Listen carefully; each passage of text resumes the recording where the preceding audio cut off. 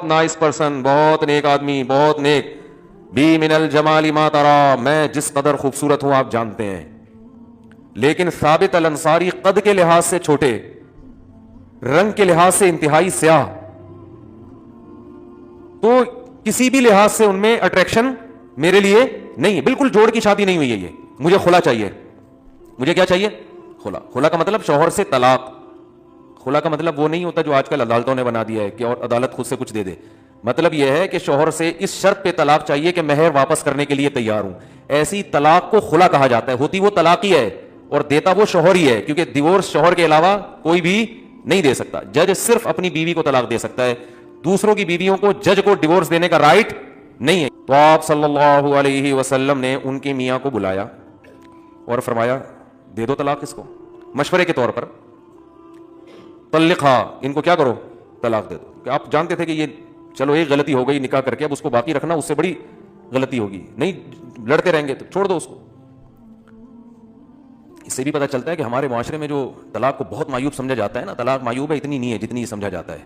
نہیں, یہ سر پٹول رہے ہیں تو چھوڑو یار, تمیز سے علیحدگی اختیار کر دو. اتنا زیادہ نہیں, ہندوؤں کی طرح نہیں ہے کہ آسمانوں پہ جوڑے بنتے ہیں تو وہ ایلفی سے چپک گئے ہیں. اب حقیقت ہے یہ تو ہندو عیسائیوں کی باتیں ہیں جو گراؤنڈ ریئلٹی سے ہٹ کر ہوتی ہیں کہ جوڑے آسمانوں پہ بنتے ہیں, وہ بن گئے.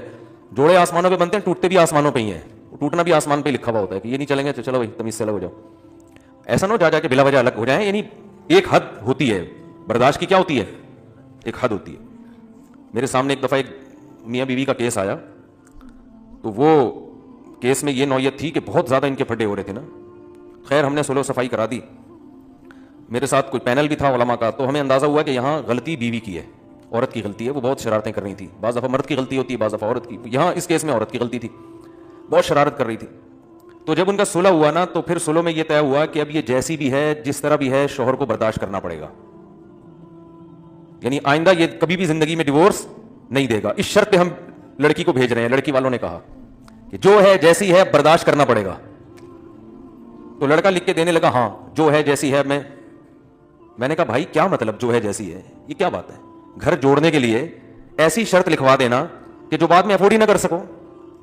آپ بولو میں برداشت کروں گا جس حد تک برداشت کر سکا, بات بات پہ نہ ڈیورس کی دھمکی دوں گا نہ کوئی اور ایسی, لیکن ایک لمٹ ہے, اس لمٹ کو اگر کراس کیا تو نہیں چلے گا. بس خام خواہ انہوں نے بلا وجہ کی فضول قسم کی باتیں کہ نہیں بھی جو ہے جیسا ہے بس. نہیں, جو ہے جیسا ہے کیوں بھائی, جو ہے جیسا ہے کیوں؟ دنیا میں کہیں بھی ایسا نہیں ہوتا. آپ اپنی دکان میں ملازم رکھو, ملازم کیا جو جیسے رہوں گا بس مجھے برداشت کرنا پڑے گا. آپ بولے گا بھائی میرا کاروبار کا بیڑا غرق ہو جائے گا. جیسے تو مطلب تو یہاں بیٹھ کر سٹا بھی پی سکتا ہے, تو چرس کی دکان بھی بنا سکتا ہے اس کو, ٹھیک ہے کچھ چیزیں برداشت کر لوں گا, کچھ تمہیں بھی برداشت کرنی پڑے گی. تو اسی طرح مرد کا معاملہ بھی ہے, جو میں بار بار ان مضامین کو ریپیٹ اس لیے کرتا ہوں کہ کھوپڑی میں بیٹھ نہیں رہے ہیں یہ.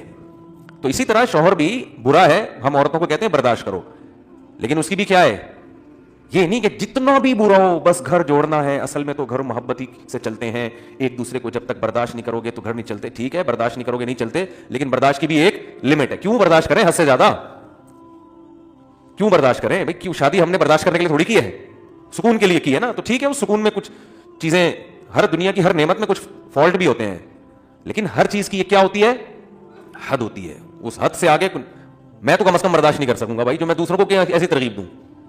ایک چیز لمٹ ہوتی ہے نا, ایک لمٹ کے بعد آدمی کی کھوپڑی گھومنا شروع کرتے ہیں. بھائی وہ میرے پاس آتے ہیں کہ صبح شام کہ بیگم صاحبہ یہ بھی نہیں کرتی, یہ بھی نہیں کرتی, یہ بھی نہیں کرتی, یہ بھی نہیں کرتی, یہ بات بھی نہیں مانتی, جب چاہیں پر چھٹا کے گھر سے باہر بھی چلی جاتی ہیں, نہ ابا کی خدمت نہ اماں کی خدمت, کچھ بھی نہیں مان رہی, ایک کسی چیز میں شوہر کو فالو نہیں کر رہی. میں کہتا ہوں بھائی جان چھڑاؤ, تم نے اگر خالی ثواب کے لیے کسی عورت پہ خرچ کرنا ہے تو عیدی سینٹر میں بہت ساری بیوہ عورتیں ہیں جن کو تم جا کے کھلا دیا کرو, جب کسی کام کی نہیں ہے.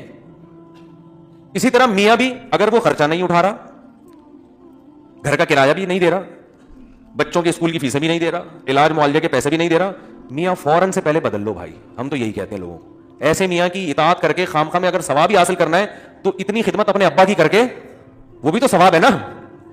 رہنے تو نہیں سمجھ میں آ رہا تو رہنے دو. تو خامخواہ میں پھلترو کی طرح ایک بندے کا نام اپنے ساتھ لگانے کا, جب وہ کوئی سرے سے کوئی حقوق ہی ادا نہیں کر رہا ہے تو پھلترو کی طرح نہیں چیزیں چپک جاتی ہیں آپ کے ساتھ. دیکھا ہوگا نا پھلترو, پتہ کسے کہتے ہیں؟ بعض دفعہ یہ ہوتا ہے, اب تو یہ چیزیں ختم, بچپن میں چیزیں نظر آتی تھیں, جیسے سردیوں میں نا چیزیں چپک جاتی ہیں, تو اون جو سویٹر بن رہی ہوتی تھی نا خواتین گھر میں, تو بعض دفعہ اون چپک گیا کپڑے سے, اب وہ دھاگے کی طرح جا رہا ہے, آدمی یوں کر رہا ہے تو اس شلوار سے چپک گیا, ادھر سے ہٹا رہا ہے اس والے پہ چپک گیا, تو اکثر وہ قمیص کے پیچھے چپکتا تھا, وہ نظر نہیں آتا تھا, پھر تو وہ چپکا رہ جاتا تھا.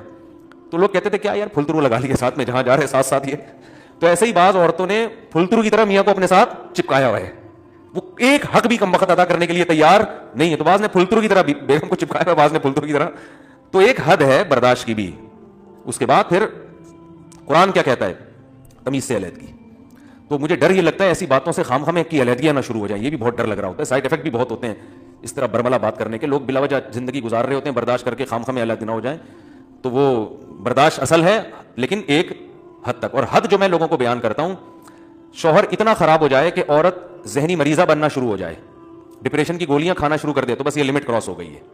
اب کیا ہے, اسٹریس اتنی ہے کہ گولیوں پہ آ گئی ہے. اگر بیوی ساس نے بہو کو اتنی ٹینشن دی ہے کہ اب بہو صاحبہ ڈپریشن کی گولیوں پہ آ گئی ہیں, تو بھائی اب کیا ہونا چاہیے, یہ بہت ہو گئی. کیونکہ اس کی وجہ یہ ہے کہ اب غلطی جس کی بھی ہو, لیکن اب یہ حدود اللہ پر قائم بولو نا نہیں رہ سکتے. اب غلطی میں پڑنا کہ کس کی غلطی تھی, جس کی بھی تھی, بہرحال نقصان تو اس کا ہو گیا نا, تو کیا فائدہ بھائی. میاں کو سمجھانا چاہیے, جان چھوڑ دو اس کو, بشرطے کہ عورت راضی ہو. راضی نہیں ہے تو پھر تو وہ اور سے زیادہ بڑی ٹینشن. دو گولیاں کھا رہی ہے, پتہ چلا طلاق کے بعد 4 گولیاں کھا رہی ہے بیٹھ کے. تو مرد اگر اتنا خراب ہے نا کہ عورت اسٹریس میں آ گئی, ڈپریشن میں آ گئی ہے, تو پھر میری رائے یہ ہے کہ صحت پہلے ہے میاں. کیونکہ تھوڑے دن میں یہ پاگل جب ایک دفعہ اسٹریس اور ڈپریشن کی گولیوں پہ آ جائے نا, اور اصل حل نہ کیا جائے اس اسٹریس کا, تو پھر یہ گولیوں کی تعداد بڑھتی ہی ہے, کم نہیں ہوتی. اور پھر یہ پاگل ہی ہو کے مرے گی بیچاری.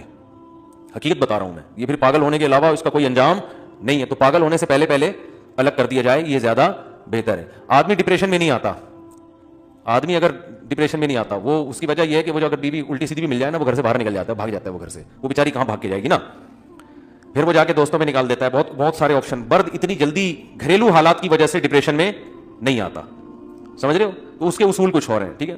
تو خیر